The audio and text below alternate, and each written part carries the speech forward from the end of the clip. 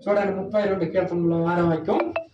నీ శిల కాలమందు నీ భక్తులందరూ ప్రార్థన చేయుదురు. అంటే భక్తి ఉండే వాడి దగ్గర ఏముంటాయి?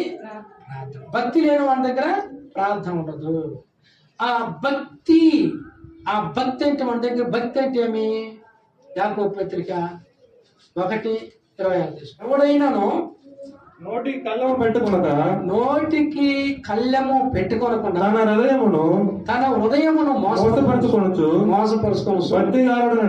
భక్తి గల వాడనని అనుకొని ఎడల వాని భక్తి వ్యర్థమే.